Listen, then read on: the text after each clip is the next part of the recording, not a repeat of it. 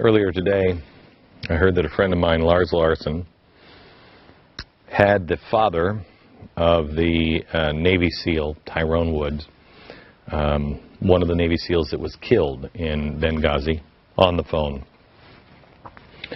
And I listened to him. And the guy seems apolitical on this. It's about his son and the truth. Now he's had a remarkable experience. Not only is his son a hero, and he is, and I'll explain that here in a minute, but also he's had a remarkable experience because when they brought his son home, his body, he was there at Andrews Air Force Base and had a chance to talk to President Obama and Hillary Clinton. Charles Woods is on the phone with us now. Charles, how are you, sir? Thank you, Glenn. First of all, I want to say you are a man of integrity, and I appreciate what you're doing. Thank you, sir. I'm sorry that we are talking in these circumstances, and I feel strange because I've been... You listen to the show, and do you watch the show or just listen to it? Well, by way of background, as you know, my family and most of the families involved had made the decision not to make public statements. I hadn't listened to your show, quite frankly, for several months. Sorry about that, Glenn. That's all right. But over here in Kona the other morning, I just happened to, at random, listen to your voice. And you released the information that the White House, within minutes of the attack, watched in real time the events unfolding. They denied the pleas for help, and they watched my son die. As a result of that, when I got back to the condo, I tried to call you. Sorry, you didn't answer. And instead I called Lars Larson, since I have been from the Portland area. I'm glad you got a hold of somebody. I honestly, we didn't reach out to any of the family members because I'm not going to intrude. Thank you for your best. And but I will tell you that I heard your story today, and I was quite amazed because I mean, the first part, when you talk about being with President Obama that day, maybe somebody can misread it, and maybe he was being awkward or whatever. But tell your point of view and your perspective on when you met President Obama. Okay, as you probably know, I'm a retired attorney. For 6 years, I was an administrative law judge, and during the several thousands of cases that I heard, my job was to decide who was telling the truth and who wasn't. You heard the clip that I said that there were 4 pods at Andrews Air Force Base with the 4 different families, and when he finally came over to where we were, I could tell that he was a rather conflicted person who was not at peace with himself. And, he shaking hands with him, quite frankly, was like shaking hands with a dead fish. His face was pointed towards me, but he would not look me in the eye. His eyes were over my shoulder, and not in a forceful voice. I'm really sorry about this, Mr. Wood. That was not the way he did it. And I could tell that he was not sorry. He had no remorse. I also mentioned with Hillary, that before you go on to Hillary, because what she said, I think, is extremely important. But how do you know that? I mean, have you given enough thought? I'm trying to give the president the benefit of the doubt, and I really, quite honestly, I despise this man. But let's be honest and give him the benefit of the doubt. Glenn. How do you? What makes you think that he? I mean, look. I have to be with a guy who just received the Congressional Medal of Honor in about an hour from now, and I have to introduce him. And I said to my staff, they said, "Hey, you're going to introduce this guy?" And I said, "Why would you do that?" And they said, "We thought you'd love that." And I said, "I hate introducing these guys because I am so uncomfortable just being in front of these guys who are such heroes." Now, people will see my awkwardness around people like that, even like Marcus Luttrell or your son, and they might take it one way when really it is just that I'm so humbled by them. So what makes you think that the president just was not sorry? demeanor, sir. Let me say something else, and I'll ask you this question. Are these the words of someone who's really sorry? The Vice President was also there. He came by, and he introduced himself. This is before the President came by. He came over to our little pod of people, and he says, I am Joe Biden.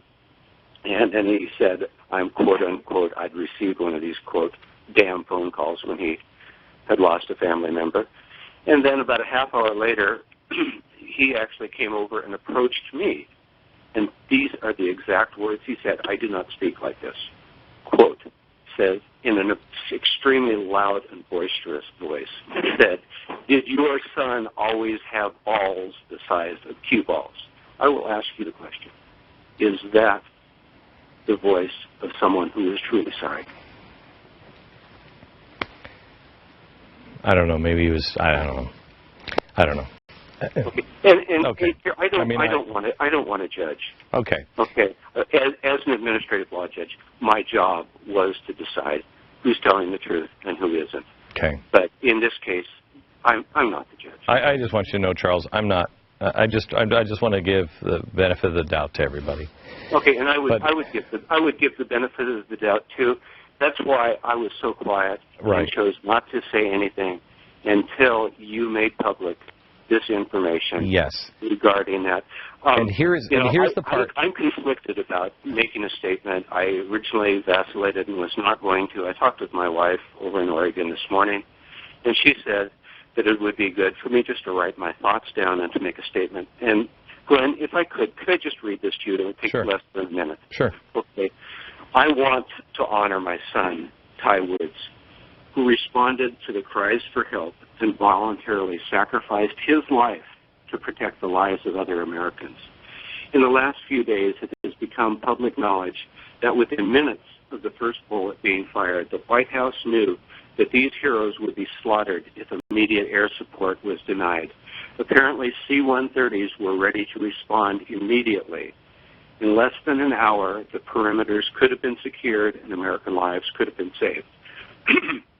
After 7 hours of fighting numerically superior forces, my son's life was sacrificed because of the White House's decision. This has nothing to do with politics. This has to do with integrity and honor. My son was a true American hero. We need more heroes today. My son showed moral courage. This is an opportunity for the person or persons who made the decision to sacrifice my son's life to stand up. Glenn, I hope I'm not coming across too strong. You're not. You're coming as a dad and as an American. And you know, I said earlier that your son is a hero because before we get to the Hillary Clinton thing, we have to take a break in between, but before we get to the Hillary Clinton thing, let me just explain to the American people that your son, when you said just there that your son voluntarily went and sacrificed his life, he wasn't there to protect the ambassador. That wasn't his job. He heard that something was going on, and he voluntarily by himself went to go and help. Am I mistaken? Exactly. My understanding is he could have come home even a couple of weeks before that. He'd only seen his son for a few days. He chose to stay there because he was needed. And when he heard the cries for help at the other location, he voluntarily, without checking with the chief of staff or anyone else, he voluntarily ran through the enemy forces and protected those people in their location, even though he risked his life doing it. Charles, this is what I have been trying to say as I've been talking about this for the last 6 weeks, that is what Americans do. We run in... He's a true American hero, and we need more American heroes. We do. Okay, if you'll hold on just a second, we have to get back to what Hillary Clinton said to you, because America, there's two things that you have to know, and it's not whether the president is sorry or anything else. It is this. They did have the live pictures. They watched this happen. And then the cover-up. They watched it happen, did nothing about it. They could have. And then the cover-up. And no matter what they're trying to say to you now, when you are standing in an airplane hangar with a casket coming home with a flag over it, and you look at the parents, what you say to them is crucial. Wait until you hear what Secretary of State Hillary Clinton said. Back in a minute.